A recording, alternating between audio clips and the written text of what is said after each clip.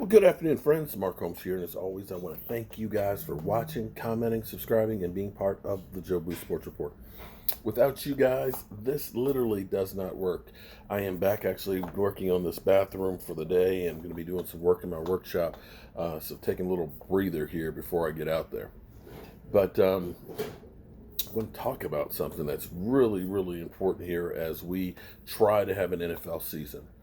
I don't know if you're baseball fans or not. I'm not really a baseball fan, but you're seeing that basketball, NHL, baseball are all basically like the lab rats for the NFL, because the NFL is fortunate enough that they can kind of kick back and see what these guys are doing that's working and that's not working as they try and address their season. Out tomorrow is when training camps open up. If they haven't already, they're already reporting. All the veterans are reporting, getting their COVID tests and stuff done, whereas tomorrow they will start being able to go to facilities to start working out. Veterans are supposed to report tomorrow. Rookies are already doing their thing. And if you're following baseball, the Florida Marlins have, I think, 14 players and or coaches that have tested positive for COVID. They've since canceled the game with the Baltimore Orioles tonight. I think the Yankees, and there's another team that they're scheduled to play. So now you're literally seeing that this team is taken out of action. And I believe the Phillies, who was the last team they played against, that they basically are on lockdown as well to make sure that they're not spreading. And the thing about this is literally one person can take out a whole organization. And this whole thing brings up a whole lot of questions. If your team is unable to play because of COVID, is it a forfeit where you count as a victory for the other team and a loss for that team? Because all this stuff is going to affect standings and or if there are actually playoffs. And another one of these things where players have the opportunity to opt out. Well, here's the thing about it. Here's what's interesting. You could end up opting out for a season and end up owing the NFL the money that you get, because they have a stipend for players that opt out. But here's the thing. Hypothetically, if you don't make the team next year, you can owe that team the money they paid you for the stipend.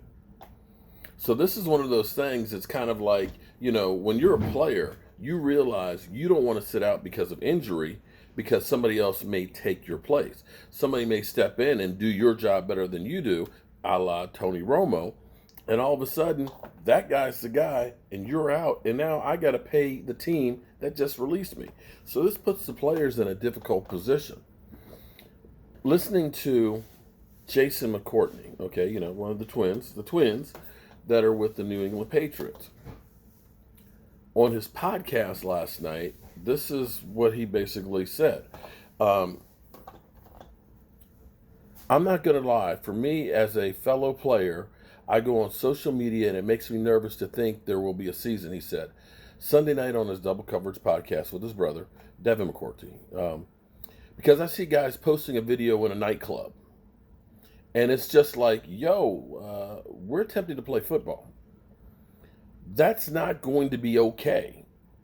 You see guys working out in one city on Monday and then working out in another city on Tuesday and another city next week. It's just like, dang, if they're there working out here and here and here and here, that means you have to be traveling and you come across however many people. Or you see a guy posting pictures and there are hundreds of people, whether it's anywhere. So for me, it's nerve-wracking. And this is the thing. McCourtney shared on his podcast all this is not his nature to be negative. And I've actually met both of the McCourtney brothers and stuff. They did great work and stuff with United Way. And they were some of the nicest people and friendliest people that you've ever met. Now, his response came out before the Florida Marlins had their home opener canceled because of the COVID. So Major League Baseball is trying to have their season outside of a bubble. But see, now the NFL may have an advantage because there's not so many games, okay? You have 8 home games and 8 away games. So it's really 8 opportunities for you having to travel someplace else. Baseball, you got 60 games, so that means that's 30 times that you're trying to travel. However, I think the players will actually be safest when they're playing football, when they're at the facilities. It's not when they're away from, that the facilities that you're spreading it as much as you are in everyday life. And if players are still going to nightclubs and players are still traveling, this is where you got no chance. And it makes me, I said this kind of last night when we were talking about Johnson, who is now in the COVID protocol. If the NFL teams should consider a bubble type format. When I've talked to one person who's in the NFL who, his family is everything, realizes football is not everything. I'm, a football player, but I'm also a husband, I'm a father, I'm a person who works in the community. All of these things are all the things that make up me. And putting myself out on the field is also putting my family out on the field. So with the NFL having as much money, and we already see how the ratings on television for baseball are through the roof. They're setting records on television. If the NFL should consider a bubble format. If you're the Dallas Cowboys, you've got the training facilities that are, state of the art. You have a training facility that has hotels that are attached to it. Maybe consider the idea of saying, we're just going to go ahead and take this hotel for the entirety of the season, rent it out. You've got restaurants that are in there. You've got, some cases you have some gyms and things like that. But you've got amenities. You've got plenty of space. Make sure it's a suite hotel so you've got plenty of space, or adjoining rooms. But basically saying, look, we're going to be about football and only football for the next 6 months. We can't have you going out and hanging in the club getting tipsy. We can't have you out going to parties and trying to control it, and understand that players, you don't have to be here. But if we're trying to have a season, if we are trying to honestly be football players and have this season, you have to be about football all day, every single day. Because when you go out as a player, just one of you, you are not going out alone. You are going out with all of your teammates. You are going out with all of your teammates' family. You are going out with the teammates' kids. And that's what we have to understand this. Okay? See, the way you need to look at it is kind of like how AIDS was.